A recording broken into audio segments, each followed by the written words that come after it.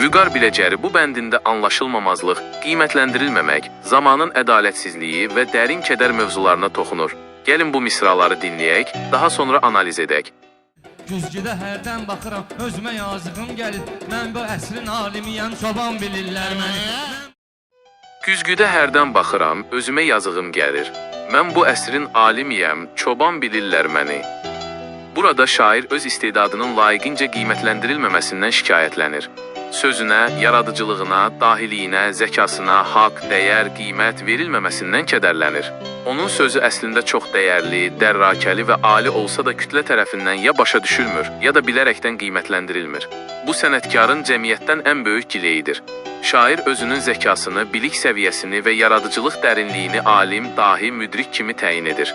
Lakin çoban bilirlər məni ifadəsi ilə, şairin daxili aləmi ilə cəmiyyətin ona verdiyi qiymət arasındakı dərin uçurumu vurğulayır. O nə qədər uca və dərin olsa da, cəmiyyət onu sadəcə aşağı, adi, səthi bir insan kimi görür. Bu dahiliyin yalnızlıq və anlaşılmamazlıqla müşayiət olunmasının faciəsidir. Yekun olaraq, o özünü dövrünün zirvəsi hesab etsə də, bu zirvədə tək qalır və cəmiyyətin yanlış qəbul etməsi səbəbindən həm öz sözünə, həm özünə, həm də ömrünə heyfsilənir.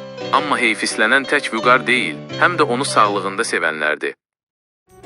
Rəşad haqqı verilməyən sözümə yazığım gəlir. Qaşım əyilibdir, nə bilim, gözümə yazığım gəlir. Güzgüdə hərdən baxıram, özümə yazığım gəlir. Mən bu əsrin alimiyəm, çoban bilirlər məni. Mən bu əsrin alimiyəm, çoban bilirlər məni.